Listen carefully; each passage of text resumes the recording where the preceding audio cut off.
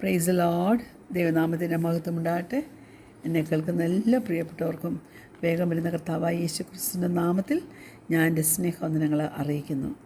കർത്താവ് നമ്മളെ പഠിപ്പിച്ചുകൊണ്ടിരിക്കുന്ന എല്ലാ നല്ല പാഠങ്ങൾക്കുമായി നമുക്ക് അവൻ്റെ സന്നിധിയിൽ നന്ദിയോടെ ആയിരിക്കാം. ഇന്ന് അല്പനേരത്തെ ചിന്തയ്ക്കായിട്ട് സങ്കീർത്തനം 25:10, സാം 25:10. യഹോവയുടെ നിയമവും സാക്ഷ്യങ്ങളും പ്രമാണിക്കുന്നവർക്ക് അവൻ്റെ പാതകളൊക്കെയും ദയയും സത്യവും ആകുന്നു. All the paths of the Lord are loving kindness. Praise God. Hallelujah. ഇവിടെ പറയുന്നു ഓൾ എന്ന് പറഞ്ഞാൽ നമ്മൾ ഇപ്പോഴായിരിക്കുന്ന ആ പാത. ഇപ്പോൾ നീ ഏത് വഴിയിലായിരിക്കുന്നു, ഏത് പാതയിലായിരിക്കുന്നു, അതേതാണെങ്കിലും കുഞ്ഞെ, അത് ചിലപ്പോൾ നിനക്ക് വേദനാജനകമായിരിക്കും, ചിലപ്പോൾ നിനക്കത് കാഠിന്യമേറിയതായിട്ട് തോന്നുന്നുണ്ടായിരിക്കും. ഏതാണെങ്കിലും ഓൾ മസ്റ്റ് മീൻസ് ഓൾ. നിനക്ക് ആ പാത്ത് നീ എങ്ങനെയാണ് കടന്നു പോകുന്നതെന്ന് എക്സ്പ്ലെയിൻ ചെയ്യാൻ പറ്റത്തില്ലായിരിക്കും. അൺഎക്സ്പ്ലെയിൻഡ് സോറോ ആയിരിക്കും. ഹല്ലേലൂയ. ഷാർപ്പായിട്ട് നിന്നെ വേദനിപ്പിക്കുന്ന അവസ്ഥകൾ ഉണ്ടായിരിക്കും. ഒരു ഗൈഡൻസ് കുഞ്ഞെ നിനക്ക് കിട്ടാതെ നീ കുഴയുന്നുണ്ടായിരിക്കും. പല മർമ്മങ്ങൾ നിനക്ക് മനസ്സിലാകാത്തത് തെളിഞ്ഞ് നിൻ്റെ മുന്നിൽ വരുന്നുണ്ടായിരിക്കും. പക്ഷെ എന്താണെങ്കിലും ഓർത്തോണേ, പ്രൈസ് ഗോഡ്, ദൈവത്തിൻ്റെ ലവിങ് കൈൻഡ്നസ് അത് നിനക്കുണ്ട്. അതവൻ നിനക്ക് തരും. Praise God. നമ്മുടെ ഹൃദയത്തിൽ ഈ വചനം നാം സൂക്ഷിച്ചു വെക്കണം. അവൻ നമ്മെ കഴുകൻ തൻ്റെ കുഞ്ഞിനെ ചിറകിന്മീതെ വഹിക്കുന്നത് പോലെ വഹിച്ചു കൊണ്ടുപോകും. നമുക്കവൻ ധൈര്യം തരും. നമ്മുടെ വായിൽ അവൻ പുതിയ പാട്ട് തരും. മാധുര്യമേറിയ അവസ്ഥകൾ തരും. പരിശുദ്ധ ആത്മാവിൻ്റെ സ്വീറ്റ്നെസ്, മാധുര്യമേറിയ ആ അവസ്ഥ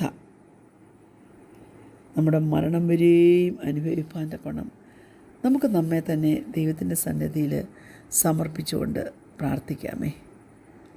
ദൈവം നിങ്ങളെ ഓരോരുത്തരെയും അനുഗ്രഹിക്കും. നിങ്ങളുടെ ഹൃദയത്തെ അവൻ്റെ ഹൃദയവുമായിട്ട് അവൻ ഇണക്കി സൂക്ഷിക്കും. അങ്ങനെ നിനക്ക് നിൻ്റെ ഹൃദയത്തിന് എല്ലാ മണ്ഡലങ്ങളിലും എല്ലാ ഏരിയാസിലും ഒരു സാറ്റിസ്ഫാക്ഷൻ ലഭിക്കും. ഹല്ലേലൂയ. അനേക പാട്ടുകൾ ഉണ്ട് അല്ലേ, ദൈവം നമുക്ക് തന്നിരിക്കുന്ന അവകാശത്തെക്കുറിച്ചൊക്കെ ഓർത്ത് ദൈവസന്നിധിയിൽ പാടുവാനായിട്ട്. ലൂക്കോസിൻ്റെ സുവിശേഷം 24-ാം അധ്യായം അതിൻ്റെ 26-ാം വാക്യം ഇങ്ങനെ പറയുന്നു: ക്രിസ്തു ഇങ്ങനെ കഷ്ടം അനുഭവിച്ചിട്ട് തൻ്റെ മഹത്വത്തിൽ കടക്കേണ്ടതല്ലയോ എന്ന് പറഞ്ഞു. നമുക്കറിയാം ആ കാര്യം. ശിഷ്യന്മാരിൽ 2 പേർ യെരുശലേമിൽ നിന്ന് 7 നാഴിക ദൂരമുള്ള എമ്മൗസ് എന്ന ഗ്രാമത്തിലേക്ക് പോവായിരുന്നു. അപ്പോൾ സംഭവിച്ചതിനെക്കുറിച്ചൊക്കെ അവരിങ്ങനെ പറഞ്ഞുകൊണ്ടിരുന്നു. കേട്ടില്ലയോ സംഭവിച്ചത്? പക്ഷേ അവരുടെ കൂടെ നടന്ന യേശുവിനെ അവർ തിരിച്ചറിഞ്ഞില്ല.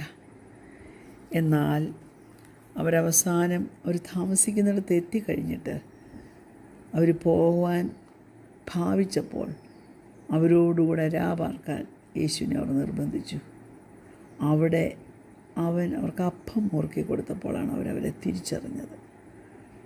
യേശു അവരെ വിളിച്ചു: അയ്യോ ബുദ്ധിഹീനരെ, പ്രവാചകന്മാർ പറഞ്ഞിരിക്കുന്നതെല്ലാം വിശ്വസിക്കാത്ത മന്ദബുദ്ധിയെ, ക്രിസ്തു ഇങ്ങനെ കഷ്ടം അനുഭവിച്ചിട്ട് തൻ്റെ മഹത്വത്തിൽ കടക്കേണ്ടതല്ലയോ എന്ന് പറഞ്ഞു. അവൻ അത് സഹിപ്പാൻ തക്കവണ്ണം ഏൽപ്പിച്ചു കൊടുത്തു.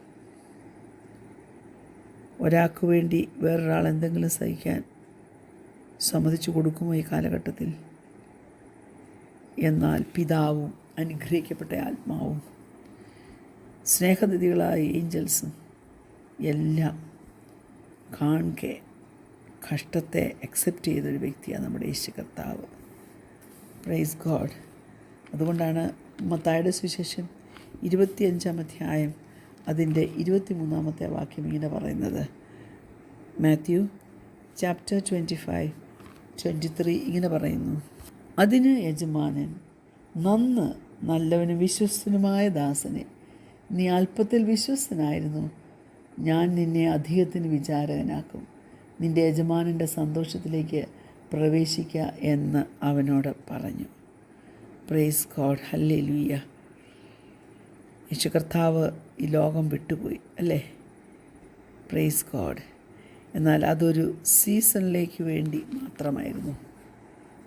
അവനെക്കുറിച്ച് എന്തൊക്കെ പറഞ്ഞിട്ടുണ്ടോ അതെല്ലാം അതുപോലെ തന്നെ സംഭവിപ്പാൻ തക്കവണ്ണം ഇടയായി. ക്രൂശിക്കപ്പെട്ട യേശു എഴുന്നേറ്റ് വന്നു. 1 പത്രോസ് 5-ാം അധ്യായം അതിൻ്റെ 4 മുതലുള്ള വാക്യങ്ങൾ നോക്കുമ്പോൾ, എന്നാൽ ഇടയ ശ്രേഷ്ഠൻ പ്രത്യക്ഷനാകുമ്പോൾ നിങ്ങൾ തേജസ്സിൻ്റെ വാടാത്ത കിരീടം പ്രാപിക്കും. അവിടം ഇളയവരെ മൂപ്പന്മാർക്ക് കീഴടങ്ങുവീൻ. എല്ലാവരും തമ്മിൽ തമ്മിൽ കീഴടങ്ങി താഴ്മ ധരിച്ചുകൊള്ളുവീൻ. ദൈവം നിഗളികളോട് എതിർത്ത് നിൽക്കുന്നു, താഴ്മയുള്ളവർക്കോ കൃപ നൽകുന്നു. അതുകൊണ്ട് അവൻ തക്ക സമയത്ത് നിങ്ങളെ ഉയർത്തുവാൻ ദൈവത്തിൻ്റെ ബലമുള്ള കൈക്കീഴത്താണിരിപ്പീൻ. അവൻ നിങ്ങൾക്കായി കരുതുന്നതാകിയാൽ നിങ്ങളുടെ സകല ചിന്താകുലവും അവൻ്റെ മേൽ ഇട്ടുകൊള്ളുവീൻ. നിർമ്മതരായിരിപ്പീൻ, ഉണർന്നിരിപ്പീൻ. നിങ്ങളുടെ പ്രതിയോഗിയായ പിശാച് അലറുന്ന സിംഹം എന്ന പോലെ ആരെ വിഴുങ്ങേണ്ടുവെന്ന് തിരഞ്ഞ് ചുറ്റി നടക്കുന്നു. ലോകത്തിൽ നിങ്ങൾക്കുള്ള സഹോദരവർഗത്തിന് ആ വക കഷ്ടപ്പാടുകൾ തന്നെ പൂർത്തിയായി വരുന്നു എന്നറിഞ്ഞ് വിശ്വാസത്തിൽ സ്ഥിരമുള്ളവരായി അവനോട് എതിർത്ത് നിൽപ്പീൻ. എന്നാൽ അല്പകാലത്തേക്ക് കഷ്ടം സഹിക്കുന്ന നിങ്ങളെ ക്രിസ്തുവിൽ തന്നെ നിത്യതേജസ്സിനായി വിളിച്ചിരിക്കുന്ന സർവകൃപാലുവായ ദൈവം തന്നെ യഥാസ്ഥാനപ്പെടുത്തി ഉറപ്പിച്ച് ശക്തീകരിക്കും.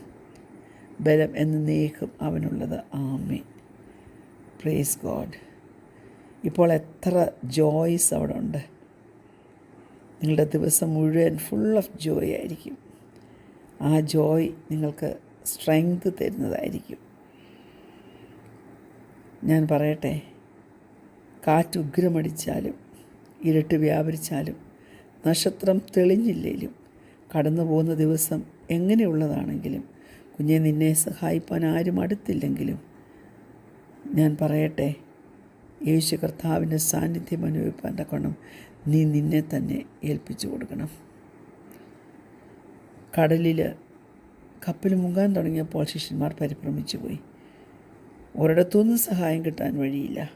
എന്നാൽ കാറ്റിനെയും കടലിനെയും സൃഷ്ടിച്ചവൻ, അതിന് മേൽ അധികാരമുള്ളവൻ നടന്നു ചെന്ന് അവനെ കണ്ടപ്പോൾ ഭൂതമെന്നവരാദ്യം പറഞ്ഞു.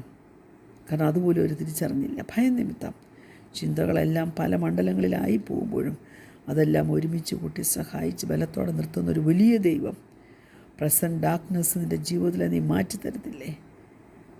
അവൻ്റെ സാന്നിധ്യത്തിൻ്റെ ഗ്ലോറി അവൻ നിൻ്റെ മേൽ പകരത്തില്ലേ? ഹല്ലേലൂയ. അതുകൊണ്ട് ദൈവമക്കളെ, ഏതവസ്ഥയിൽ കൂടി പോയാലും ദൈവസന്നിധിയിൽ തളർന്നു പോകാതെ നിൽപ്പാൻ തക്കവണ്ണം ഏൽപ്പിച്ചു കൊടുക്കുക. അപ്പോസ്തലപ്രവൃത്തി 27-ാം അധ്യായം അതിൻ്റെ 20-ാം വാക്യം നമുക്കറിയാം. അലക്സാന്ദ്രിയ കപ്പലിൽ കയറി യാത്ര പുറപ്പെട്ടു. പോകരുതെന്ന് പൗലോസ് പറഞ്ഞതാ. പക്ഷേ മാലുമിയുടെയും ശതാധിപൻ്റെയും ഒക്കെ വാക്കങ്ങ് കേട്ടു. Praise God. സാഹചര്യങ്ങളും അനുകൂലമായിരുന്നു. Praise God. തെക്കൻ കാറ്റ് മന്ദമായിട്ട് ഊതുന്നുണ്ടായിരുന്നു. എനിവേ പോയി. അപ്പോസ്തലപ്രവൃത്തി 27-20 ഇങ്ങനെ പറയുന്നു: വളരെ നാളായിട്ട് സൂര്യനെയോ നക്ഷത്രങ്ങളെയോ കാണാതെയും വല്ലാത്ത കൊടുങ്കാറ്റ് അടിച്ചുകൊണ്ടിരിക്കാൻ ഞങ്ങൾ രക്ഷപ്പെടുമെന്നുള്ള ആശയൊക്കെയും അറ്റുപോയി. ആശ അറ്റുപോയപ്പോഴും അവരെ സഹായിപ്പാൻ തക്കവണ്ണം ഒരു വലിയ ദൈവം ഉണ്ടായിരുന്നു. Praise God. ആ ദൈവത്തിൻ്റെ സഹായം അവർക്ക് ലഭിച്ചതുകൊണ്ട് എന്തുപറ്റി? ദൈവസന്നിധിയിൽ ആശ്രയിപ്പാൻ തക്കവണ്ണം, സന്തോഷവും സമാധാനവും അനുഭവിപ്പാൻ തക്കവണ്ണം ഇടയായി. ഇല്ലായിരുന്നെങ്കിൽ ഉള്ള സന്തോഷം പോയേനെ, അല്ലേ? ഉള്ള സമാധാനം പോയേനെ. ആ നല്ല ദൈവം ഇന്നും നമ്മളെ കാക്കുവാൻ തക്കവണ്ണം ശക്തനാകയാൽ അവൻ്റെ സന്നിധിയിൽ നമുക്ക് സ്തോത്രം ചെയ്യാം. റോമാലേഖനം 15:13. എന്നാൽ പ്രത്യാശ നൽകുന്ന ദൈവം പരിശുദ്ധാത്മാവിൻ്റെ ശക്തിയാൽ നിങ്ങൾ പ്രത്യാശയും സമൃദ്ധിയുള്ളവരായി വിശ്വസിക്കുന്നതിനുള്ള സകല സന്തോഷവും സമാധാനവും കൊണ്ട് നിങ്ങളെ നിറയ്ക്കുമാറാകട്ടെ. അങ്ങനെയുള്ളൊരു നിറം അനുഭവിപ്പാൻ തക്കവണ്ണം നമുക്ക് ഏൽപ്പിച്ചു കൊടുക്കാം. ഞങ്ങളെ സ്നേഹിക്കുന്ന ദൈവമേ, സ്വർഗീയ പിതാവേ, കാറ്റുഗ്രമടിക്കലും ഇരുൾ കനത്തിയിടലും സഞ്ചാരി നീ കൂടെ ചേർക്കാൻ നിന്നെ വീട്ടിൽ ഞാനെന്ന് പറഞ്ഞ യേശു കർത്താവിൻ്റെ മുമ്പിൽ ഞങ്ങളെ തന്നെ സമർപ്പിക്കുന്നു. കർത്താവ് പ്രാർത്ഥനയുടെ സ്തോത്രം യേശുവിൻ്റെ നാമത്തിൽ തന്നെ. ആമേൻ. Praise lord. God bless you all.